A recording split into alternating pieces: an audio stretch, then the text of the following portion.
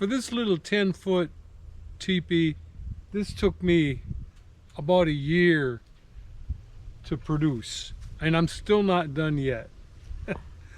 I would tell you that I got the 10-foot plan out of the Indian Teepee book by Reginald and Gladys Laubin.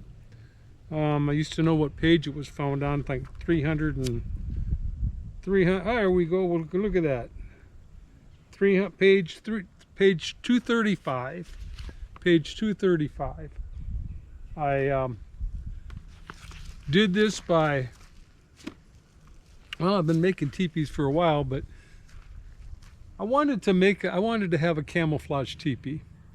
And you know, there's a couple of ways to get a camouflage teepee. One is to pay the money for the nylon cloth, or the whatever the cloth material comes in, which is not cheap. You're talking, you know, like 50-60 bucks a yard or something, and like, you know, you need a lot of yards.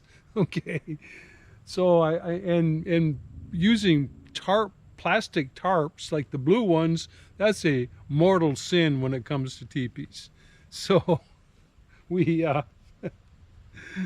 we settled on buying Harbor Freight tarps, and I've done, this is like my third or fourth experiment trying to make one of these with a Harbor Freight tarp. I went on this one. I used three Harbor Freight tarps they were 9 by 11. Oh, is that right? Yeah, I think 11 by. Anyway, they were not very expensive, and I used 3, and I taped them together. I cut off all of the border edging grommets where they fold over and it's double thickness and stuff, and I taped them together by using Gorilla Tape, black Gorilla Tape. And it turns out that these Harbor Freight tarps are just they're 5 mil, they're very thin, and when you put them on any kind of stick and the wind blows or something, pretty soon you got spots that are worn through. So I came up with a crazy idea, and unfortunately when I videotaped cutting and taping the tarp, and then I lost that footage. And then what I did was I bought a bunch of we have chickens, so we buy chicken feed by the big sack, right? Had all these big plastic white gunny sacks, and I opened them up and folded them out, and I glued them to the inside of that tarp to make it thicker and to give it a little bit more of a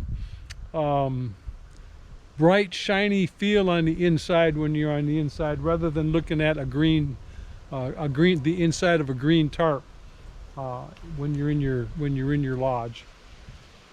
And I glued them with Gorilla Glue and Elmer's glue or woodworking glue or something. And I finally learned that there's a spray glue in the last 3 or 4 segments of bags that I glued on. I spray glued, and boy, let me tell you something, it worked really well. It really worked. That spray glue is the way to go. The thickness doubled. I don't measure it, but I'm going to say it went up to 10 milliliters or 10 mics or whatever, 10 mils, whatever they use for the measurements for these things, for these tarps. And I wanted to put on tarp clips on the bottom rather than put in grommets, and the tarp clip would not. It was too thick now for the tarp clips. So I ended up double taping, putting holes in that. It's like 4 tapes thick, plus the plastic bag and the plastic feed bag and the tarp. So it's pretty thick. And I just put a hole through with a wood burner and tied a loop into for the stakes on the ground. I found out that by using tape, like for the smoke ears there, the smoke ears, the ear smoke flaps are taped to the tarp, and it produces a weak spot. So I had to take it apart and re-tape, and it's still not doing really well. So, you know, but I finally got this thing up. I put it up, let's say I put this up 8-10 times before I finally got it to sit correctly. you know, with a couple inch gap all the way around on the ground. For the lacing pins, I happen to use number 2 pencils. And then for the, if you look at the line that's coming down from the tip of the ear flap, smoke flap to the ground there, that's just twine that I found out on the road that fell off some farmer's truck. I did buy cordage for tying the poles together. This has 11 poles in the frame. It's based on a tripod. Oh boy, that's another thing to find out. You know, there's these videos on making teepees that are called how to set up a teepee, how to erect a teepee, how to put up a teepee. I'm not telling you this is how to do it. I'm telling you this is how I did it. The tying of the tripod in the top is usually done by a clove hitch and then a bunch of wraparounds and stuff like that. And you know, there's these traditional things from different of the different native nations. They have traditions that go with each of their lodges that they make. And anyway, I came close. I followed the Laubin pattern fairly close, but I had to make some modifications. The tripod, the base poles is 11 poles around the back. There's 10, and then one for the lifting pole, which is connected to the cover, and then 2 more poles for the smoke flaps. So that's a total of 11, 12, 13 poles altogether. I used, it's a 10-foot teepee, so it ends up being 10 by 9. Because these teepees slant, because the door poles are a little bit longer than the back poles, it causes the floor not to be round but to be oval or egg shaped. So it's a little bit narrower from side to side and a little bit longer front to back.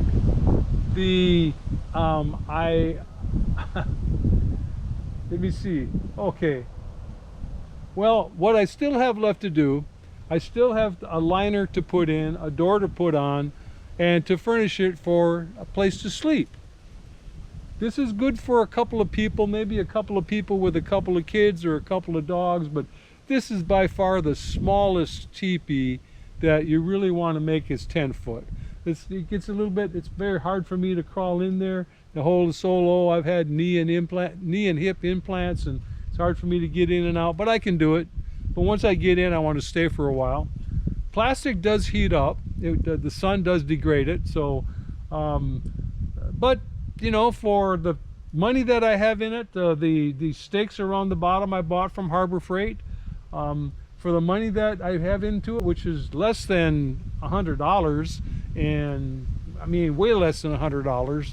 You really, I mean, it's probably less than 50. I don't even keep track of the money because it's just so insignificant. But there was a lot of work to go into this. So I've come up with learning my lessons and what I will do better next time with the next bigger one that I do. But first I'm going to finish the liner in the next couple of days, put a door on it, put some pine straw on the bottom, make a nice floor to stay on in a nice bedded area. Come back out, redo that as far as another video goes, and show you what happened there. So this is Native Earthman out. Thank you very much. You have a good day.